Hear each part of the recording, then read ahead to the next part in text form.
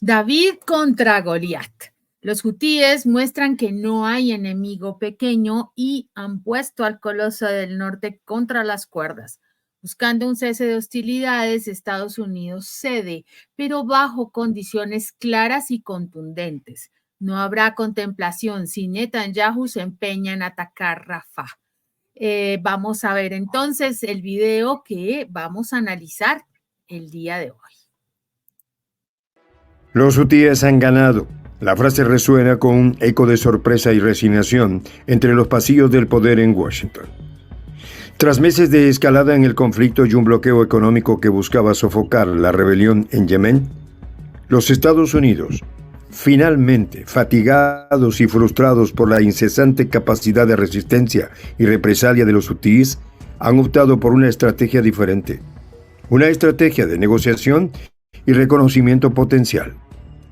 La propuesta de Estados Unidos fue reportada por primera vez por el periódico The National, que citó fuentes yemeníes familiarizadas con los detalles de negociaciones. Según estas fuentes, el mensaje americano fue claro. Una desescalada podría traducirse en un reconocimiento parcial de los hutíes y un eventual levantamiento del bloqueo sobre los puntos más importantes de Yemen. En un testimonio ante el Comité de Asuntos Exteriores, Barbara Leaf, la subsecretaria de Estado para Asuntos del Cercano Oriente, delineó la estrategia adoptada por Washington. Explicó cómo tras más de 2 años de hostilidades intermitentes y negociaciones tanto indirectas como directas, se había llegado a un punto de inflexión.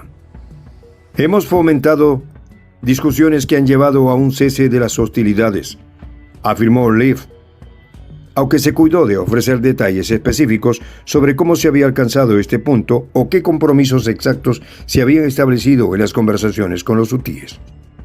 El cambio en la postura estadounidense no fue un acto impulsivo, sino el resultado de un detallado análisis de la situación en el terreno y una serie de eventos que pusieron de manifiesto la futilidad de una solución militar continua. Los rebeldes hutíes, desafiando las adversidades, habían logrado atacar con éxito cerca de 100 buques mercantes internacionales.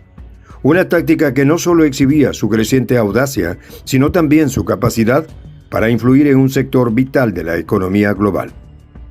La situación llegó a un punto crítico cuando representantes estadounidenses, a través de intermediarios occidentales y con un papel crucial jugado por Omán, transmitieron un mensaje a los líderes hutíes en Yemen.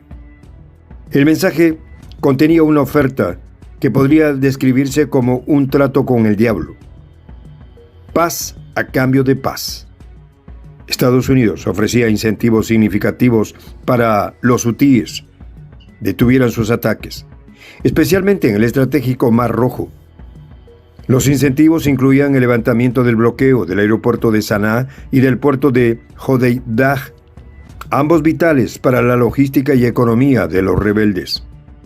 El contexto regional también había cambiado, con la guerra en la Franja de Gaza ejerciendo presión adicional sobre los actores regionales y la continuidad de los ataques hutíes.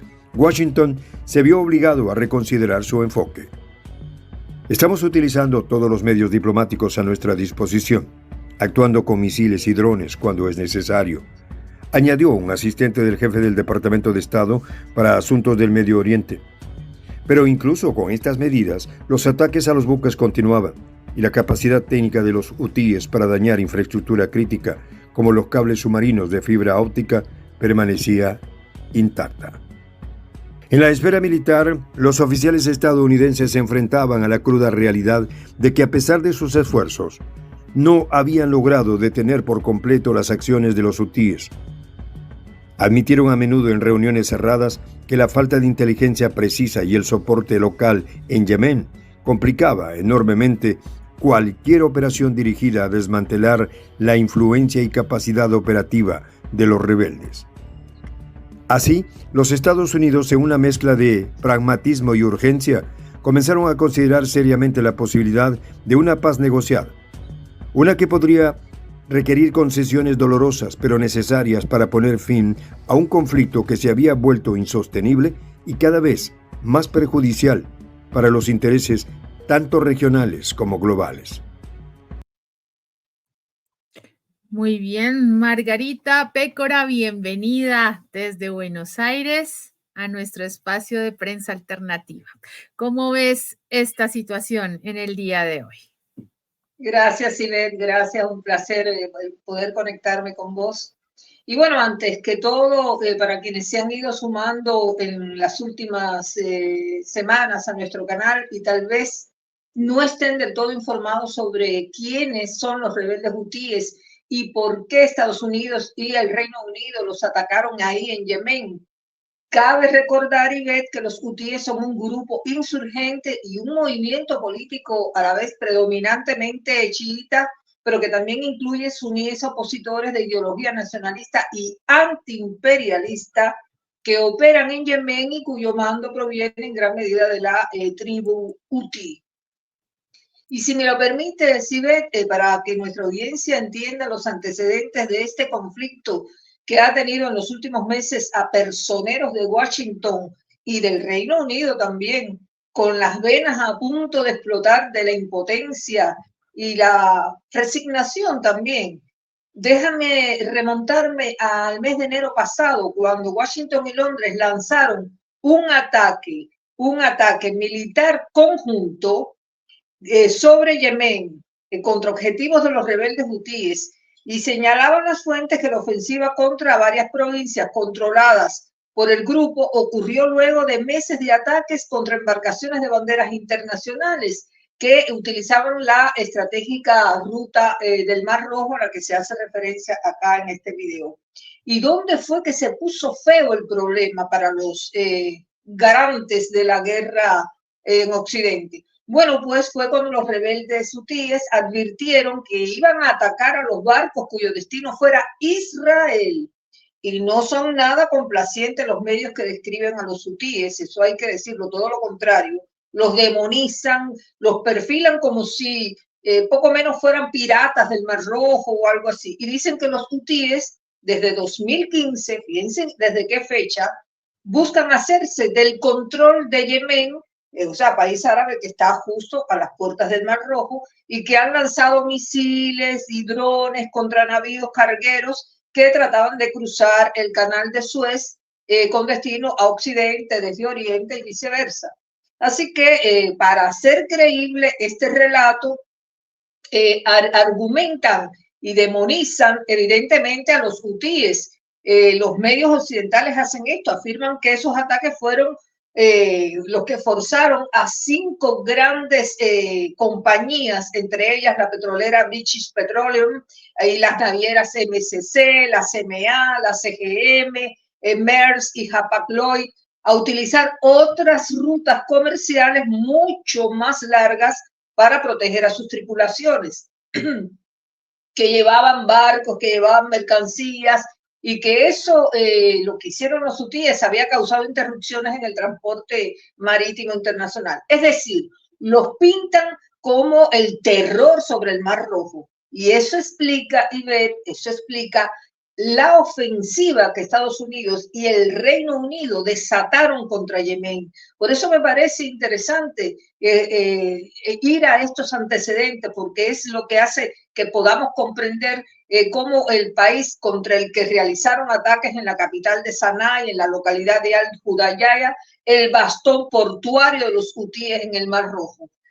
Hubo un funcionario estadounidense, Ivette, que declaró en la agencia Reuters que aquella ofensiva fue realizada desde aviones, desde barcos y submarinos contra centros logísticos y sistemas de defensa aérea y depósitos de armas. Y la agresión estadounidense sionista británica contra Yemen lanzó varias incursiones, sobre todo sobre Yemen. Así que ese fue el grueso del conflicto, un conflicto que está latente de los hutíes, más allá de los canales diplomáticos que ahora están utilizando para que haya, como se decía ahí, paz y respuesta de paz de un lado y del otro. Pero no creo que eso se vaya a lograr, porque todo depende de otra situación. No sé si concordamos en esta idea. Me gustaría escuchar la tuya, Ivette. Por supuesto, Margarita, es excelente hacer esta contextualización porque nos da luces alrededor de todos estos temas de conflicto que no salen de la noche a la mañana ni de buenas a primeras, porque salió un grupo revolucionario a atacar barcos en el Mar Rojo, porque sí. Los hutíes, los yemeníes han sido objeto de diferentes oleadas de ataques durante mucho tiempo. Han tenido no solamente conflicto ahorita mismo, sino anteriormente con Arabia Saudita y otros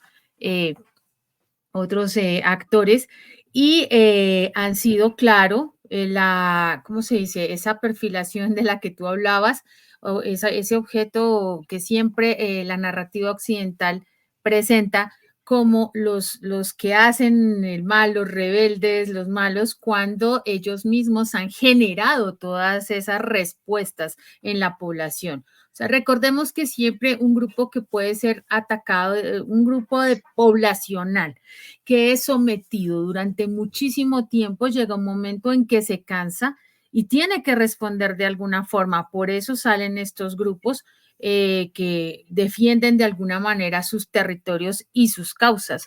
Lo estamos viendo en poblaciones en el África como Níger, por ejemplo, que se cansó, quedaron hasta acá de la invasión, no la colonización, la invasión francesa, y dijeron no más y sacaron a todo el mundo. Entonces, estas respuestas se han venido dando porque ya la gente no aguanta más, no da más. Y adicionalmente, Margarita, recordemos que los hutíes empezaron a apoyar o a hacerse más fuertes con estas respuestas por la condición, y creo que fueron los únicos que tomaron de manera voluntaria e independiente la defensa de Gaza, estando al otro lado, que decían que cómo así, que estando al otro lado hacían estas acciones. Pues ellos sí se pusieron en los zapatos de los gazatíes, dijeron nosotros no vamos a permitir que sigan atacando a nuestros hermanos, porque se consideran de alguna manera hermanos en esas situaciones. La respuesta ha sido contundente, Margarita. Ha habido unas negociaciones que llevan, tú dices, de manera la diplomacia, ¿no? Vamos a hacer acuerdos que sabemos que Occidente no va a cumplir, porque eso ya está cantado. O sea, nosotros sí les doramos la píldora, les decimos que sí, pero por el otro lado seguimos con nuestras acciones bélicas que muy convenientemente maneja tanto Reino Unido como Estados Unidos. De hecho, si tú te has dado cuenta, Reino Unido es como más como el que maneja por encima los hilos, incluso por encima de Estados Unidos. Así impresionante. ¿Quién dijo cuando en Ucrania se trató de manejar el tema de un acuerdo? Recordemos hace un par de año y medio para atrás, un poco antes de que empezara fuerte el conflicto, había unas posibilidades de acuerdo y llegó el señor Boris Johnson y le dijo a Zelensky, no, quédese quieto que nosotros lo vamos a apoyar y mira ya dónde vamos.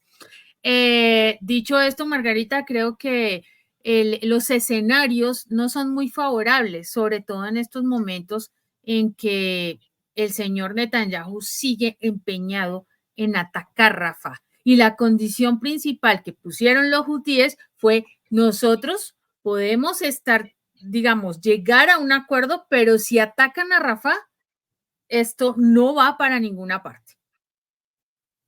Dijiste algo recién que Gran Bretaña mueve los hilos y fíjate que, no sé, hay algo que está presente en ese ataque artero de varios países contra uno solo y pequeño como es Yemen, y es precisamente Gran Bretaña. Fíjate que Rishi Sunak, el primer ministro británico, afirmó en una declaración que la hizo por escrito, dijo que la Fuerza Aérea Real participó en los ataques contra lo que ellos denominan instalaciones utilizadas por los rebeldes hutíes en Yemen, porque el Reino Unido siempre defenderá la libertad de navegación y el libre flujo de comercio.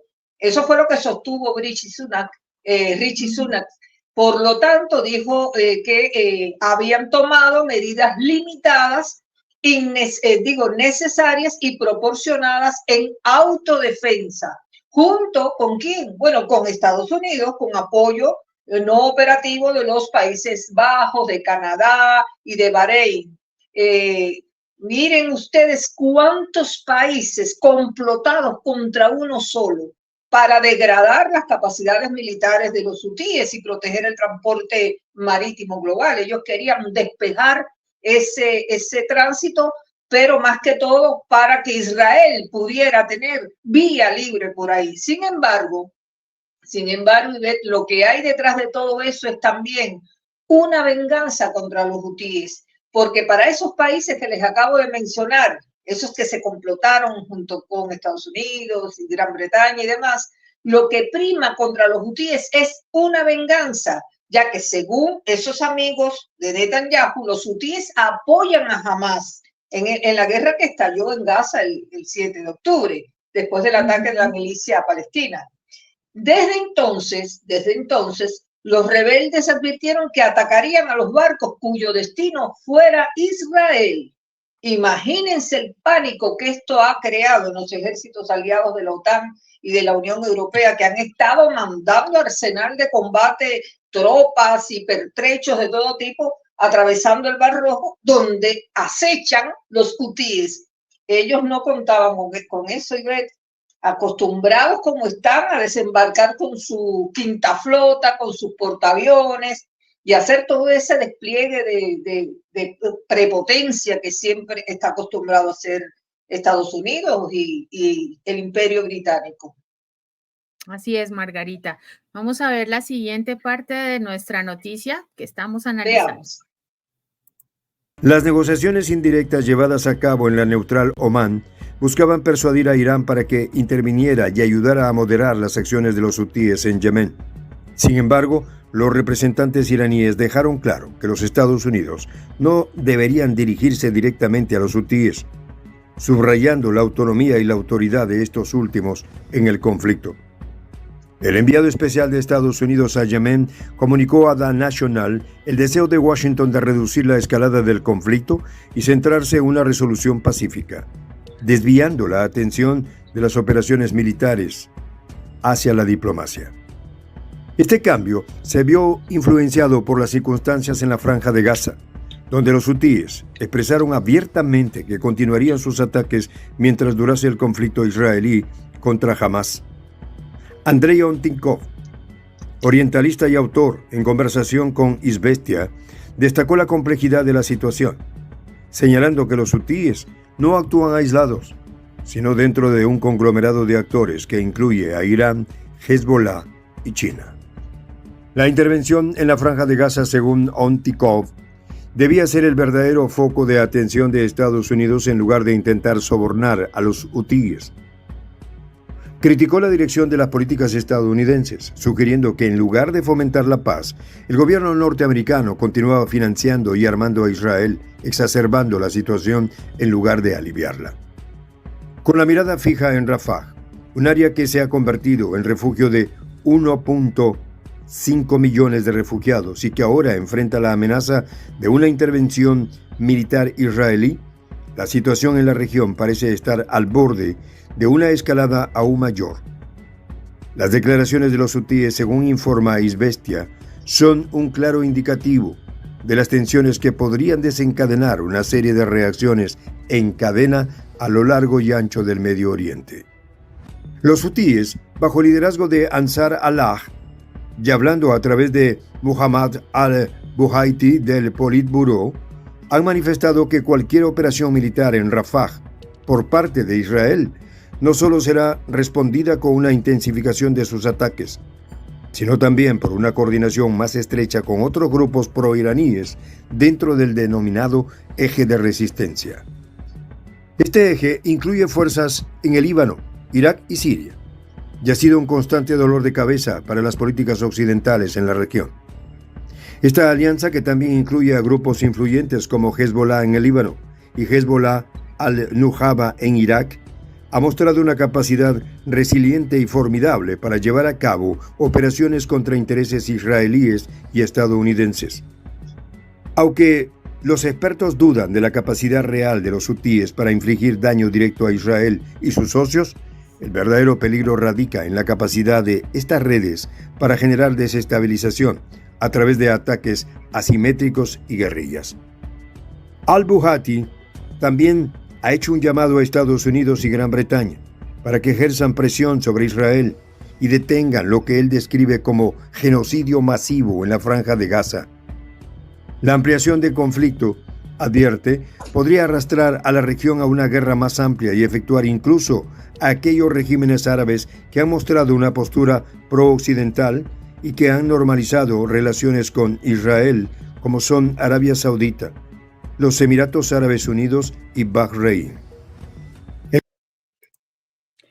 Pues Margarita, aquí lo tenemos y lo lamentable es que, como ya lo decía anteriormente, Netanyahu sigue empeñado en atacar Rafah. Nomás ayer hubo un ataque con bombas incendiarias que sigue calcinando gente de una manera irracional, enfermiza y totalmente mostrando su psicopatía porque no tiene más, no tiene otra denominación de una persona que lidera a otros igualmente desubicados para dañar, matar, masacrar, hacer todo lo necesario para borrar de la faz de la tierra a una población completa. No es, y lo lamentable, Margarita, es que se sigue manejando una narrativa de es que Israel acude a la legítima defensa. ¿Cuál legítima defensa? Eso ya no es legítima defensa, eso es un acto de cobardía total. Y adicionalmente, sin que les cueste ni un poquito de vergüenza, siguen diciendo y lo abordan cada vez que los condenan cualquier gobierno, cualquier organización, dice que son antisemitas. O sea, esto es totalmente inadmisible. Es que nos están atacando, es que son antisemitas. Ni siquiera son herederos de la tierra de Israel. No tienen sangre hebrea original. Los propios que son semitas de la tierra, de la sangre, son los palestinos. Y estos miserables hacen este tipo de acciones y se ponen como víctimas cuando son totalmente victimarios. Todo eso que tú dices es así. Y yo no sé cómo Estados Unidos se atreve a subestimar la capacidad de fuego que puedan tener los hutíes. Por eso me parece que Biden anda como loco y dijo que Estados Unidos y sus aliados no iban a tolerar más ataques contra su personal, ni iban a permitir que actores hostiles le pusieran en peligro la libertad de navegación ahí en esas rutas comerciales que ellos dicen que son las más críticas del mundo. Y de ahí fue que aparecieron esos estrategas militares estadounidenses en el Medio Oriente, haciendo creerle a todo el mundo que Irán abastece con las piezas para armar los misiles y otras armas con las que los hutíes atacan en el Mar Rojo. Toda esa campaña, Ivette, han armado. Incluso algunos senadores estadounidenses llegaron a expresar su deseo de una acción más contundente, pero contra Irán, porque lo consideran el supuesto proveedor de armas, de fondos e inteligencia necesario para atacar los buques por parte de los hutíes. Por supuesto que ese aporte iraní no lo han podido probar, pero ya los yanquis, que son expertos en construir falacias, lo han instalado así y pueda que algunos lo crean. Ahora, hablando del tema de la negociación de los caminos que va por los carriles del curso diplomático buscando la paz, y la negociación sigue siendo compleja y es difícil de parte de Estados Unidos persuadir a Yemen de que detenga las hostilidades. Saquen cuenta ustedes de que recientemente, hablando durante una sesión informativa del Consejo de Seguridad de la ONU, Hans Grundberg, el enviado de la ONU para Yemen, dijo que la amenaza de nuevos ataques hutíes contra el transporte marítimo persiste en ausencia de un alto al fuego, ¿pero dónde? En Gaza, cuya urgente necesidad fue subrayada por la reciente escalada de hostilidades entre Israel e Irán. Es decir, vamos viendo como un conflicto para que se apague depende de otro, es como un fuego, digamos, en el bosque que sigue ardiendo bajo tierra, sigue propagándose de esa manera. Así que cuando desde Estados Unidos dicen que los hutíes van a deponer las armas, ni que lo sueñen. El líder de la milicia hutí prometió intensificar, y eso fue hace poquito, los ataques a barcos del Mar Rojo hasta que Israel ponga fin a su guerra en Gaza y Estados Unidos deje de atacar a Yemen. Así las cosas. Si van a negociar, bueno, eso es toma y daca. Sí, no están preparándose para... Sí, el problema es que mientras Estados Unidos intenta persuadir a los hutíes para que haya este tipo de acuerdos, Israel no cede. Anthony Blinken estuvo recientemente con Netanyahu reunido y Netanyahu fácil le pidió, de hecho, Blinken que parara estos ataques y que pudieran llegar a un acuerdo de cese al fuego, y él dijo que no, que lo máximo que haría era 40 días, no cese al fuego permanente, 40 días de tregua, necesita los rehenes, pero va a seguir. O sea, él no tiene ninguna intención de paz, él no tiene ninguna intención de que pare el conflicto, él no tiene nada, él lo único que tiene en la cabeza es vamos a borrar a esta gente. Y lo peor del asunto, Margarita, es que Estados Unidos sigue manejando ese doble rasero. Entonces, le dice a los hutíes, venga, negociemos, permitan ustedes desbloquear el paso de los barcos y nosotros los dejamos de atacar, los reconocemos, pero al mismo tiempo Joe Biden lanza hoy o ayer una manifestación donde dice que condena las marchas pro-Palestina, las condena. O sea, ¿a qué están jugando? Y le mandaron 26 mil millones de dólares a Israel para que siga con su acometida. Entonces, y te digo algo, Ivette, los hutíes no van a bajar la guardia, todo lo contrario, se están rearmando con más intensidad. Si Israel, tal como lo sigue prometiendo el sionista Netanyahu, decide entrar a Rafah, a liquidar a esa pobre gente que se calcula alrededor de 1,5 millones de gazatíes que han huido de la masacre israelí y ahora están concentrados en Rafah y en los límites con la frontera con Egipto. Si el líder sionista insiste en golpear a Rafah y por el Mar Rojo va a correr sangre, te lo juro que va a ser así, porque la furia de los hutíes se va a descargar de manera implacable contra todo lo que huela a Made in Israel, Estados Unidos, Gran Bretaña y todos los aliados que se le sumen en ese zafarrancho de combate. Y como ustedes yo creo, ¿no?, que cuando ustedes dejen de oír algo sobre los hutíes, empiecen a sospechar que es porque se están rearmando para darle un golpe demoledor a sus enemigos, esos altaneros que ahora se pasean temblorosos por los pasillos de Washington, reconociendo que Yemen no va a detener hostilidades si la Casa Blanca no es capaz de saber utilizar la vía diplomática para convencer a Netanyahu que pare ya esa masacre con los palestinos. Así es, como te decía anteriormente, toma y daca. Así debe ser de recíproco el acuerdo, ¿no? Pero ellos siempre quieren tomar ventaja, lamentablemente. Si no gano yo, entonces, ¿cómo es? Aquí tenemos un dicho, con cara gano yo y con sello pierde usted. Es un juego absurdo, total. Sí. Creo que hasta aquí, Ivette, nos hemos aproximado a un conflicto que sigue latente entre los hutíes versus Estados Unidos y Gran Bretaña en el escenario estratégico del Mar Rojo y cuya solución, aunque transite los caminos diplomáticos, como ya hemos analizado en el día de hoy, tiene el foco puesto en la condición sine qua non de que Israel y el sionista Netanyahu pare ya la masacre contra los palestinos. Así que a nuestra audiencia, gracias por la atención prestada Y los esperamos mañana en los próximos encuentros por este canal de prensa alternativa que amplifica la voz de la patria grande. Ivette. Muchas gracias, Margarita, como siempre. Los dejo con la frase del día. Debemos fingir debilidad para que el enemigo se pierda en la arrogancia. Frase de Sun Tzu para nuestra reflexión. Un abrazo, Margarita, hasta que nos volvamos a encontrar. Hasta luego.